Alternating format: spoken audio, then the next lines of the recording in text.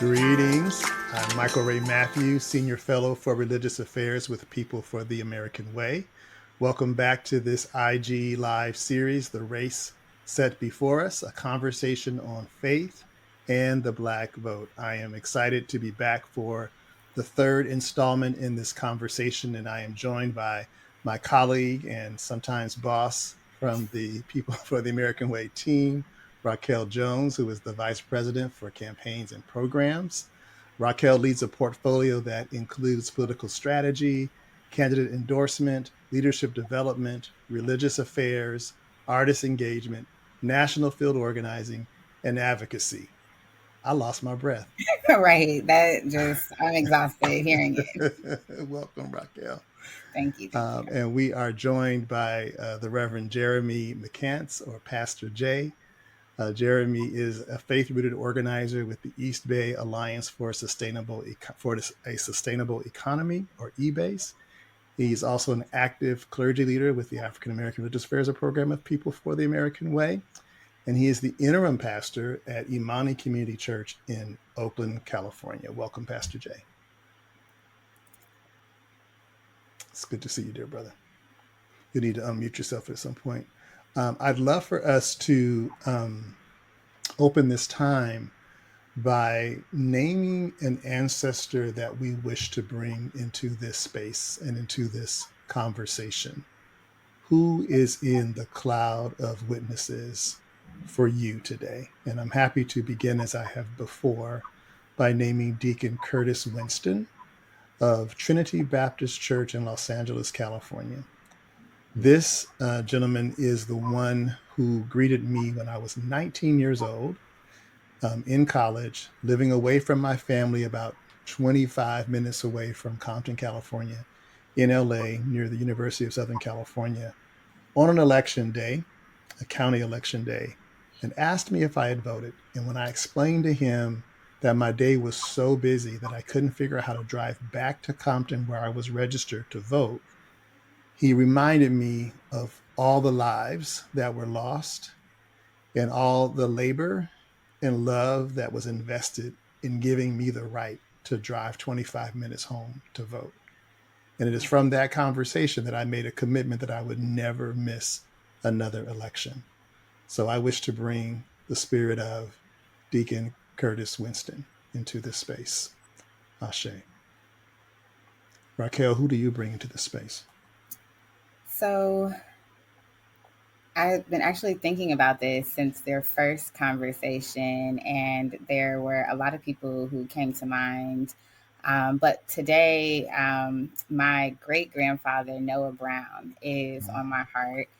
I feel like, laid the foundation. I've never met him, but from the stories I've heard, laid the foundation for my mother's side of the family, and who she is. And I feel like I am a huge part of I'm a huge product of her and the foundation she's laid for me. He was the son of or grandson of a slave who bought the land that his family was owned on. And our family still has that land. He was able to build a church and a school for the Black kids in that community. And I feel like he was really a beacon of hope for the community, but our family, and really was the bedrock of our family. And so he's on my heart today. Wow. And where was that? That was in Stanton, Virginia. So about 2.5 hours outside of DC, rural part of Virginia. Wow. Noah Brown. Ashe. Ashe. Yeah, this is always a good centering thing. For me, I would have to name my father, Jimmy McCants, who was from a little town called Valley, Alabama, which sits right on the Alabama-Georgia line. Who worked in textile, worked at a textile plant for about 25 plus years. He also met my mother there at work.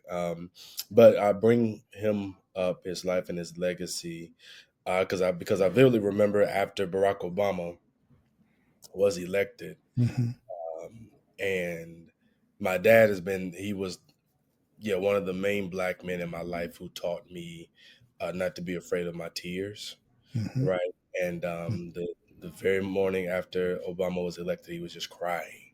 Mm-hmm. Like, we just made history, son, you know. And like this was a day that no one could imagine, right? Yeah. Or this Right. is Right. right. This is why we fight. This is why we vote. So, yeah. So I lift up my father, Jimmy McCants. Jimmy McCants. Ashe. Oh shit. Yeah. Thank you both so very much.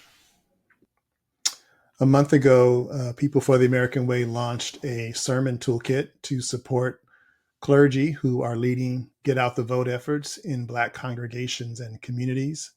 That resource is called The Race Set Before Us, and it's based on a very familiar passage from the scriptures in the letter to the Hebrews about the cloud of witnesses and about the race that we must run with perseverance. And the toolkit talks about three themes: the cloud of witnesses, how we honor the ancestors and elders in the movement who came before us, what weighs us down, naming the hindrances that hold us back, and the healing that's necessary. And thirdly, persevering in the transgenerational race. What does it mean to see this moment of election within the longer arc of history, the longer arc of resistance to injustice, and in the longer arc of our ongoing visions for beloved community?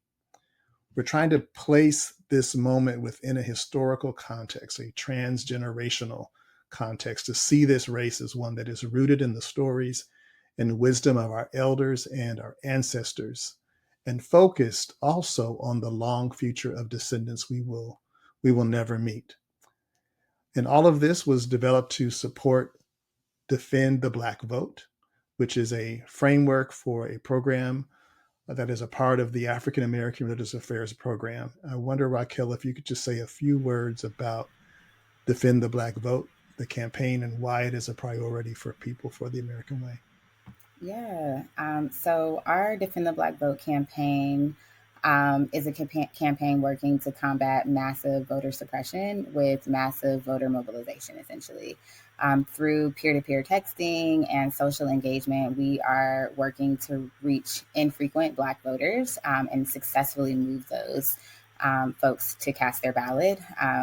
We are working to inform and engage these Black voters primarily in the South and Midwest through sharing voter education and resource guides, sharing reminders of important deadlines, and really working to combat misinformation to ensure that Black voices are heard at the ballot this election. And we know that our Black faith leaders play such a vital role in our communities.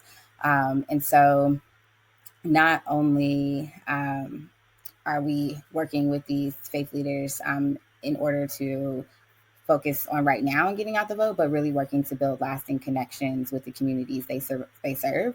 So engaging faith leaders, not just around the toolkit, which is a huge portion of it, as you mentioned, inspiring how we discuss the election right now, but also coordinating text drives and phone banking and using social media campaigns to really increase voter turnout and access across the country, and really, again, combating misinformation. And it's important because we know, and a priority for People For, because we know that voting is how we make our voices heard and use our power within a democracy. And so part of our core mission is to make sure that everyone has access to a vote that counts. And we know that the Black vote is powerful. We know that there are forces that want to suppress that vote. And so we are working to make sure that Black voices are heard at the ballot box this election cycle and in the future. Indeed, indeed. Reverend McCants, tell us a bit about how you're showing up in this election season, either through the lens of your work as an organizer or in your role in the pulpit. Yeah, absolutely. I think all paths converge for this election season. Even personal, professional, prophetic, all lanes are kind of intersecting. And so, yeah, primarily, as Raquel was saying, mobilizing folks into phone banking, canvassing, old school, get boots on the ground. Let's knock on some doors, Mm-hmm. right?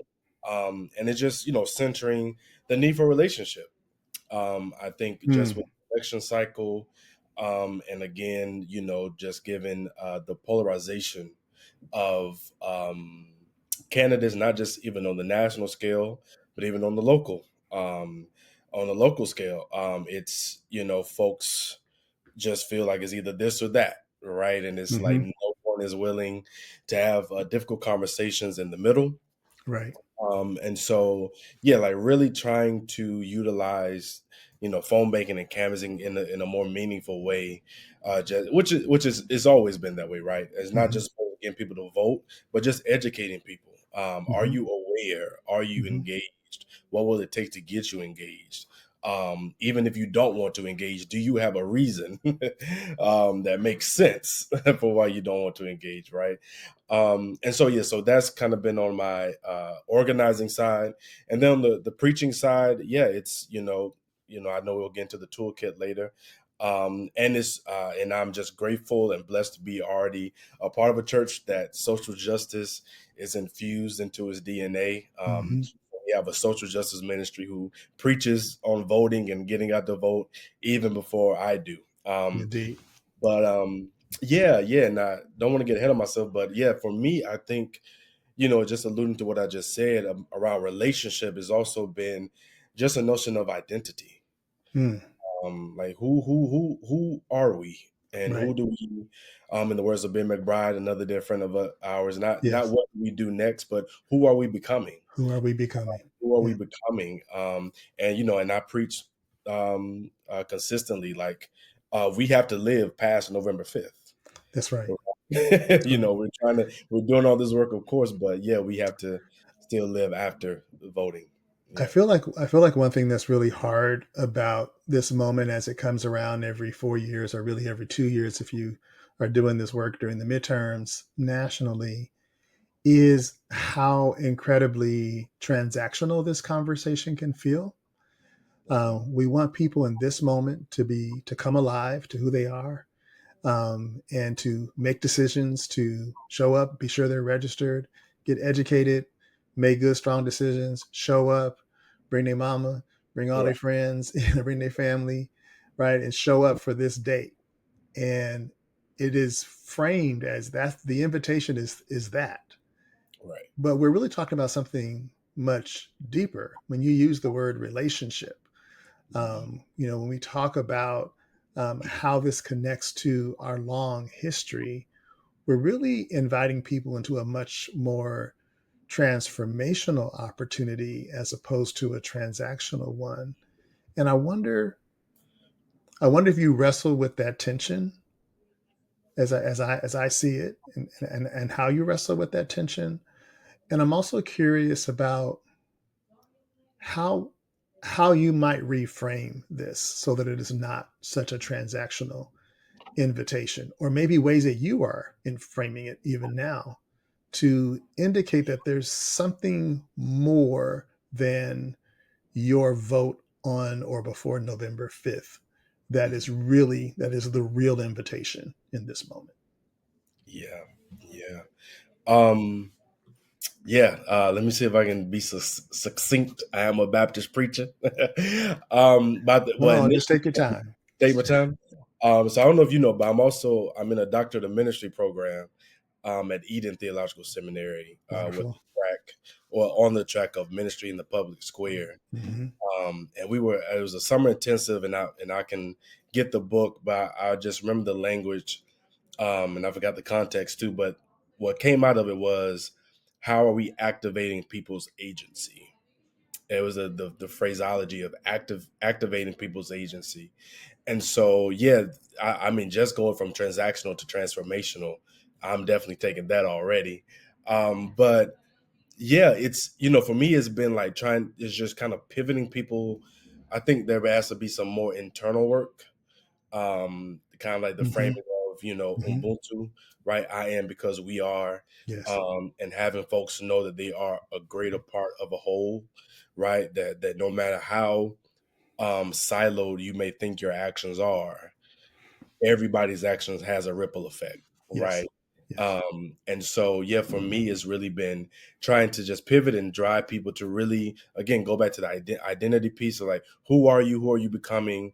What does supporting this candidate really mean for you? How does it not just help you economically or right, but what does it really mean for you to stand in solidarity with this person, right? Hmm. This is a reflection of who you are.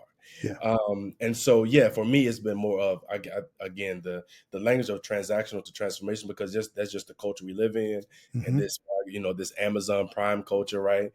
Getting things 2 days later, right? Like Yes. it's Yes. very microwave to where we think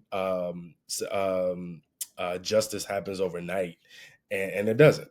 Yeah. And it's really like getting people to the point of how I always articulate it, like how are these decisions, or what are you building that you may not live to see, and Right. that speaks to the transgenerational piece as well. Yeah. So I'll pause there. And Indeed. if- Raquel, what are your thoughts on this front? Yeah, I feel like being in this work I've been in this work for 10 years now, which is mind blowing to me. I feel like it's been my life since I was a kid. I remember my mom dragging me around.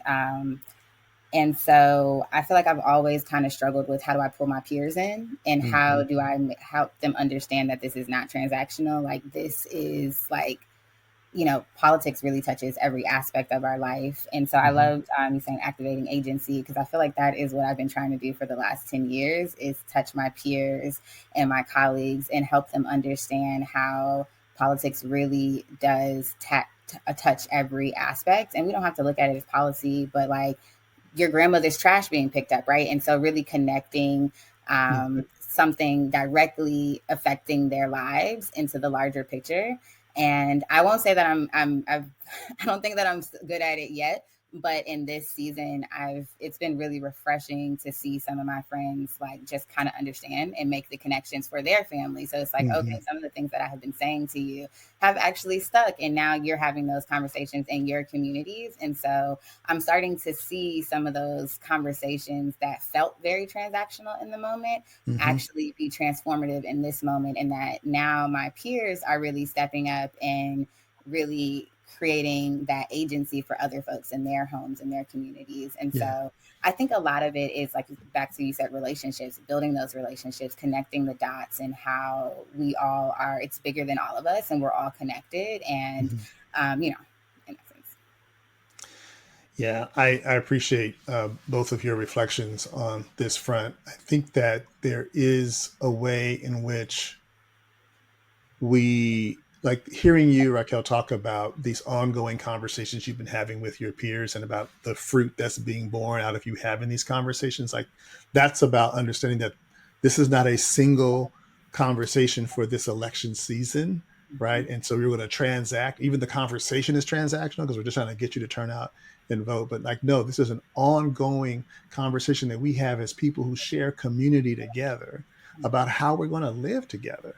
So like this is an a vote is just one act, one public act that is part of a much broader public conversation and a much broader public set of relationships. But it often doesn't feel that way because we're not always nurturing these relationships and nurturing these conversations in that way. And it makes this moment kind of get reduced down to a transaction. And Mhm. so then people make decisions like, I'm not going to vote because it's not going to, if I press that vote button in 2 minutes, it's not going to come out of the microwave hot and ready for me to eat. So why should I even vote? Well, okay, that's a much bigger conversation. And maybe we should be having that bigger conversation all the time. So Mhm. that is very clear about how your vote is connected to all of these other public engagements. Like voting sets up the conditions, the political conditions under which you will be able to fight for policies and fight for legislation and fight for the kinds of decisions you want to see made. The vote is not the decision. The vote is the decision to how the game board is going to be set up and what you can get done. I'm thinking about Otis Moss Jr., who I know you're connected to, Raquel, Otis Mossler's dad, telling a group of us about the miss that he thought happened with the civil rights movement, that that the elders did not explain enough about why the vote was important. So when you look at the changes in our judicial systems, it's important to recognize that our vote set up the conditions for us to have the kind of judicial system that we have today. And if we want long term, not necessarily short term, but long term transformation in systems that we know are going to be for the good of our communities, then the vote we make today is connected to those long term decisions. So I think being able to frame this moment in that way is vitally important. Then I think it's also important that we, on the other side of election day, continue to have this conversation, because otherwise it will feel transactional when we have this same conversation 2 years from now or 4 years from now. Yeah.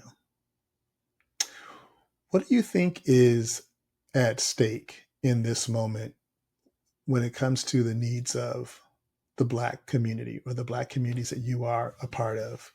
Another way to ask this question is, how do the needs of Black people, Black communities, and the Black vote, how do they factor into and affect how you think about what you were doing?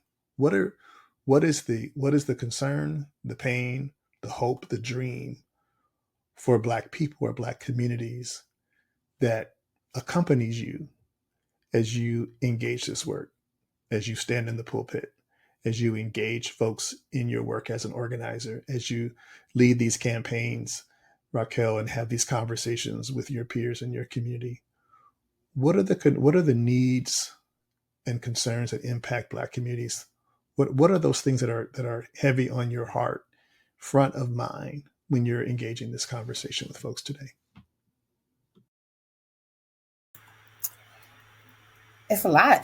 That's a heavy question because I feel like there's so much at stake. And I feel like as I'm trying to have these conversations, it's, oh, you say every year is a critical election, but like, no, this election is huge. We have fascism on one side, and then the other side who wants to bridge divides. And for me, I struggle why folks are even struggling in this understanding. And my mom always says putting rational thoughts to irrational behavior. But like, I also recognize and realize truly, I feel like I also always say we fight not against flesh and blood, but the principalities of evil. And I feel like we are living that in this moment. And I truly feel like there's so much at stake. Our autonomy as a community, we've it's always been a fight. We've been pushing back, and now I feel like we're just at a boil point, and they are trying to strip back all the rights that our ancestors fought for, all the freedoms that I have been blessed with. I have a 7-year-old daughter, and watching some of the freedoms that I was blessed to have growing up, her not having those same rights, is mind blowing to me. And just the freedom of speech being taken. I just feel like there's so much at stake. So much of our autonomy is at stake as a community, in a country. Our democracy is literally on the line. And so this is such a critical election that is really touching every aspect of our lives. If we do not root out the fascism, we will all feel the impacts of this election for years to come. Indeed. Pastor Jay. Yeah, this is definitely a heavy question. I think for me, very broadly, what's at stake is the safety of Black folks, right? I saw a post that said, what is one certain party going to do for Black folks? And somebody responded, give police immunity. Right. So like this notion, as Raquel was saying, of this fascist, very supremacist, level of just governance that we are on the cusp of is something that would definitely continue to impact the safety of Black people, Black children, Black families, our trans loved ones, LGBTQ loved ones, right? And so Yeah. I think safety alone, just economic stability, right? Yeah, yeah, Yeah, I'm trying not to. It's so hard not to lean into certain stuff, but all of the loss of black jobs, right? yeah, yeah, That reality, but also the sustaining of where black folks are already concentrated, and how are we, especially being in California, right? hmm It's, the cost of living plus inflation, like for those of us who are even quote unquote middle class and doing right, well, right, right? It's extremely hard, and precarious. and precarious. Hmm So it is, yeah, I would say what's at stake, in addition to what Raquel has already noted, just specifically the safety of our black communities, and just economic stability, and what that can or cannot look like, Yeah, moving forward. yeah.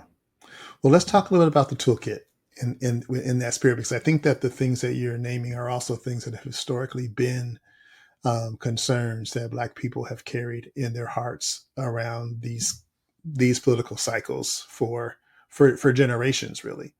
The things that our elders, Raquel, you named it, the things that our elders have fought for have been stripped away. And I'm hearing your cousin-in-law tell me all the time, Michael Ray, we've been here before, like the things our elders fought for right after the Emancipation Proclamation were stripped away not very long after that, and set up all the conditions that created Jim Crow and all the suffering that then led to what we call the Civil Rights Movement or the Southern Freedom Struggle. And it's just so important to recognize that we really have been here before, and these concerns and what has been at stake has virtually always been at stake.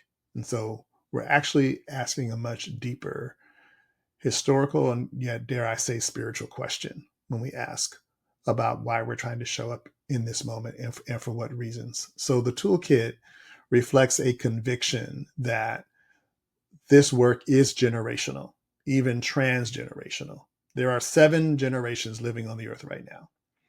And this conversation is one that the 7 generations that are living on the earth right now need to be having and need to be showing up. And those of us in the generations that are old enough to vote need to be voting, and voting our conscience and voting our heart and voting our values. But this conversation even transcends the 7 generations that are alive on the earth right now. It transcends and it traverses multiple generations. It's connected to the activism and the creativity that are hundreds of years old. And it's connected to activism and creativity that no doubt will be taking place 100 years from now. And so I really think it's important that we think about the historical significance of voting beyond the immediate concerns about what is at stake in this moment. And I want to ask you both, in light of the theme of the toolkit, what does it mean to vote in light of our ancestors and with a vision towards our descendants, as I'm trying to argue in the toolkit? You have some thoughts, Raquel? Yeah. So I think that also another, there's so many thoughts. What it means to vote in this moment with historical context. So I just love history in general and understanding the connectivity of life. So for me, I really think it's important to, like you said, have that understanding of history and how it's shaped the world that we're currently living in. And as you said, we've been here before, and if we don't have the understanding of history, we are doomed to repeat ourselves.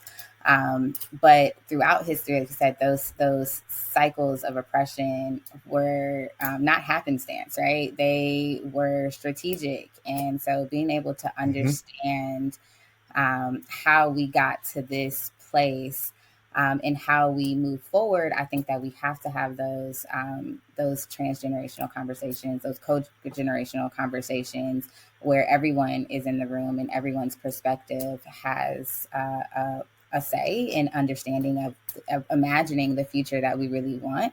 Yeah. Where, an inclusive future that is equitable for us all. I think it's going to take folks that have been here longer than us, hearing their perspective, what they've Mm-hmm. gone through, helping us make those historical connections, Yes. and understanding that, again, I'm not, I recognize too, I'll be honest, I'm not the Gen Z you were hoping for on this conversation, but I like to think of myself as a young millennial. But I've been in this work for 10 years and I'm tired, right? It's like, Yes. it's a constant Yes. fight. And so I think it's really important that we have young people and their voices in this space with fresh eyes and fresh perspectives that can Amen. help remind us of what is possible, help us dream a little bit bigger without being so jaded. And so I just think that we all have a part to play in Mm-hmm. how we shape and the significance of voting in this moment, and having all of our voices and input there to create the future that we want. Mm-hmm. I feel like I'm rambling now. I'm not sure I even answered your question, No, but no, you very much have. You very okay, much have. Thank I'll you. stop there then and pass to you. Yes. Pastor Jay, you want to jump in?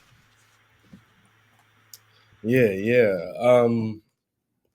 Yeah, it's rich, right? The text, the race set before us.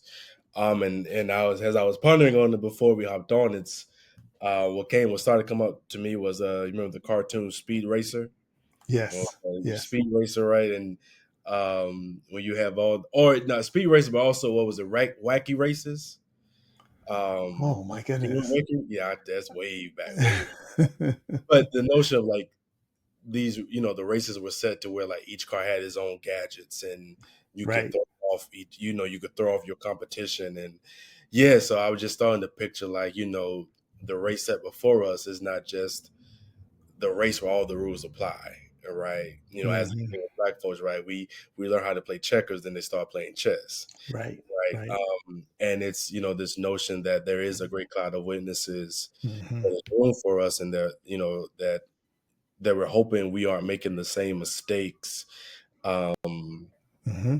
and like you were saying, Dr. Otis Moss Jr., right, of the importance of our oral history, Yes. and that being one of the first histories taken from us, Yes. right? And the importance of us relaying information. I don't know why it's hard for us as black people to leave some breadcrumbs, right? But I think that's also the unique positioning of the black church, Mm-hmm. right? The black prophetic church, and that is what I am committed to. I still have faith that the black church is still the catalyst. It is still the Mm-hmm. very entity and the institution that will continue to save the soul of America. Mm-hmm. And so, yeah, so now I've just been trying to just piece all that together. But yeah, that the race set before us, and I lift up another Morehouse brother. I went to Morehouse too, Raquel. So yeah. So but Howard Thurman in his book, Yes, indeed. Narrative, right, talks about the three hounds of hell Mm-hmm. that are always on the track of the oppressed and the disenfranchised black people. Mm-hmm. But he talks about fear, hypocrisy, and hatred, Mm-hmm. right? And how that is always trying to just take us over, and it does, right? The narrative, right? The media with the fear of scarcity, there Mm-hmm. isn't enough, right? Hypocrisy, right? That they demonize us for the same things that they feel that they do, Mm-hmm. right? And then just hatred needs no definition, right? we Yeah. we see that every day. And so yeah, and kudos to you, Reverend Michael Ray. It's a beautiful toolkit, and I think it definitely helps to inform.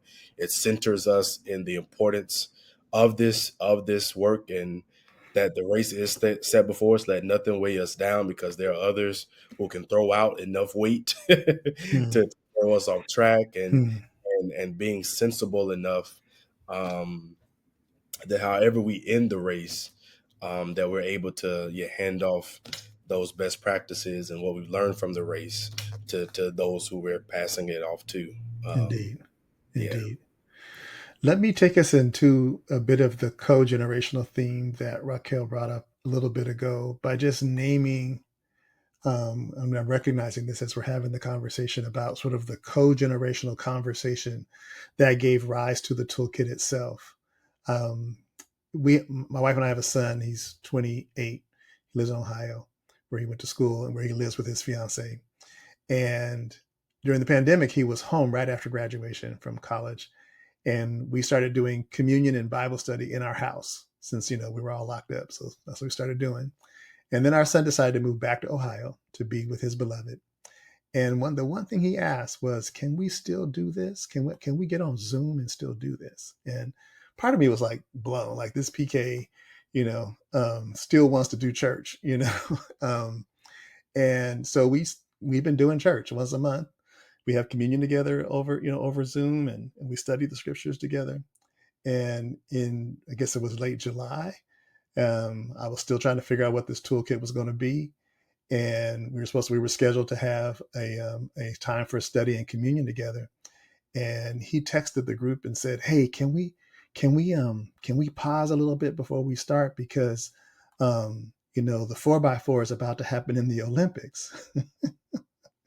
And I was like, my grandfather would be like, "The Olympics does not overrun our decisions to worship God." But I was like, "No, that's cool." So we got on FaceTime anyway and watched Noah run and all that, and we had a great time. And as I was sitting there thinking about my ancestors, probably not being happy that we delayed our church time so we could watch this race, I started thinking about what does it mean that these two generations understand that we need each other right now. We need each other in the pandemic, and we need each other right now. And that's when the Hebrews text came to mind. And this was the text we ended up studying. I had a different text prepared for our time together, and we found ourselves having this conversation between these young millennials, because they're very clear they're on the cusp, and they could be called Gen Z, but they're on the cusp, and they insist that they are young millennials and not Gen Z. They don't want to be those Gen Z people. And we had this rich conversation about the meaning of these clouds of witnesses, about what it means to run the race with perseverance. And then, when you in the toolkit, the writer of Hebrews lists this long list of all these ancestors and their great feats, and it was inspiring. I mean, we were weeping in that conversation, remembering the stories of our own ancestors and how they inspire us. So that was a co-generational conversation. I've been using the word co-generational. I get it from the organization called Co-Generate, that's trying to cultivate more multi generational conversations where the learning and the wisdom that's shared is mutual. That there is something that the perspective of someone who's been on this earth for only 18 years, that there's wisdom in that experience that nobody who's older than 18 has, and that we should listen to that experience and gain that wisdom. And of course, there's lots of wisdom in the hearts and minds of those who are in their 80s and 90s. So what does it mean for us to be cultivating conversations where elders and young people are offering this wisdom to one another? What is the co-generational conversation that you think we need to be having? Or what are the co-generational conversations that you two are having even in this moment? Yeah. So I just really love the thought of collaboration in general. So I especially love this practice of co-creating across generations, and think it's absolutely necessary in this moment.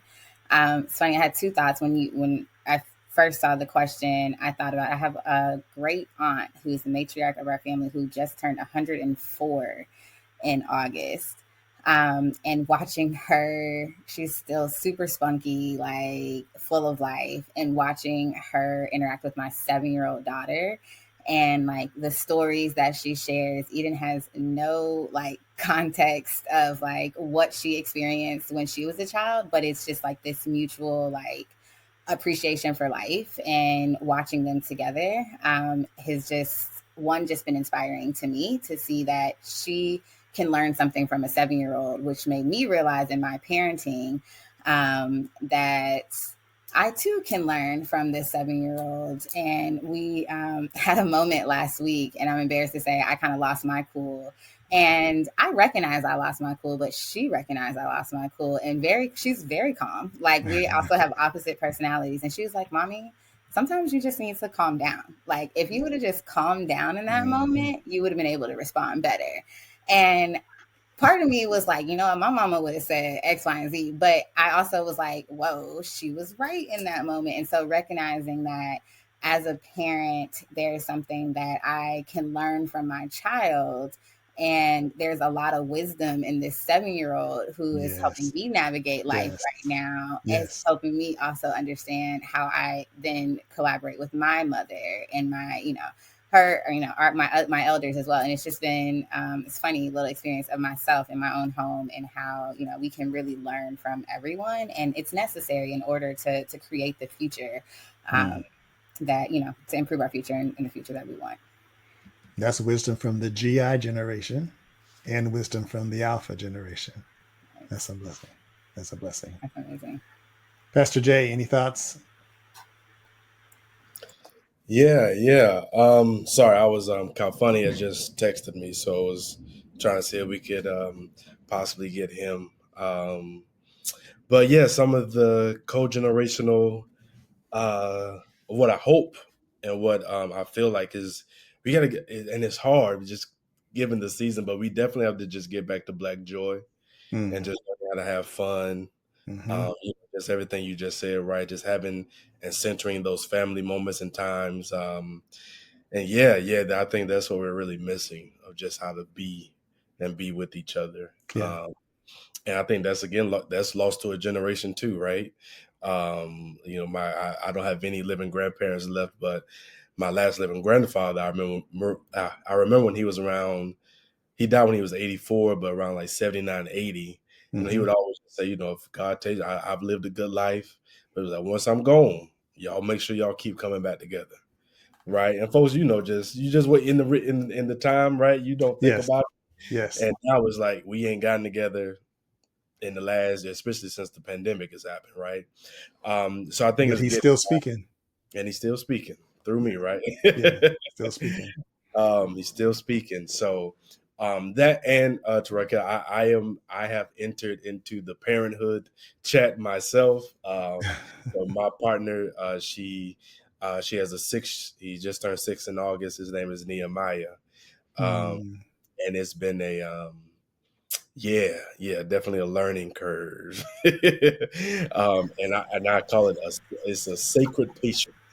Oh You know, yeah. sacred patience. But it's such a beautiful journey. And I was just telling my partner Naya, I was like, it's not even that you be mad at them. It's like you realize that in the children, you're not even accountable to your own self. So I always just use the example. I can't tell you to make up my bed if I ain't making it on my own, right? So Hmm. sweep around your own front door first, right? But yeah. So I'm starting to like just in real time every day, just prioritize because I have a host of nieces and nephews that are back home in Georgia, and I have siblings who are well capable and have done an awesome job of parenting. So I've never felt the parental obligation as like the rich uncle or the uncle to be involved or to be the safe space, right? They have a wonderful.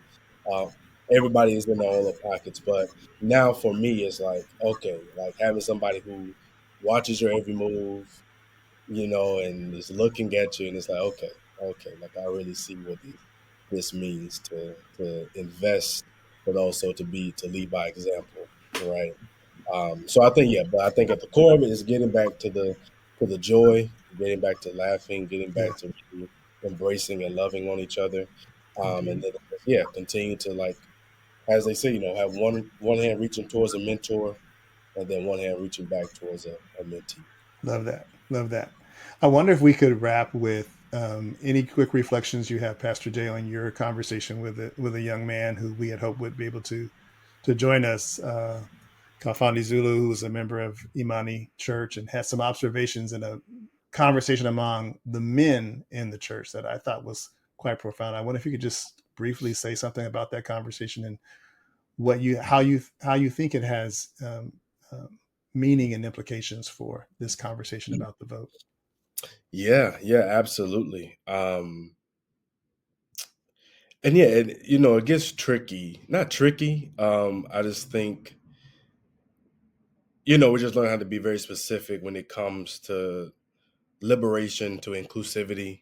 Um, because you name one group and the other groups think you're leaving them out. So when we say, when especially in church spaces, when you say that there needs to be emphasis on Black men, right? Not that always the Black woman would say something, right? But it's like, well, what about us, right? But it's like, no, we gotta, and rightfully so. That's why we have men's ministry, women's ministry. But we're in a season of like, in the Black church, it still rings true, right? 75 to 80% of the church is made up of women, right? And so, how do we continue? And I think some churches have been able to answer the question, but how do we continue to invest in our Black men to create a space where they feel like they belong, that their leadership and their masculinity isn't challenged, and things of that sort, and how to bring that if you want to call it secular masculinity into sacred spaces, right? How are you being a man outside of church impact and positively impact what's going on within the church? So so we were having a men's ministry a couple weeks ago last month, and we were doing just intros, and we were just going around, and we had a good range. California is 17 years young. I think the oldest here, Brother Murph, is 85.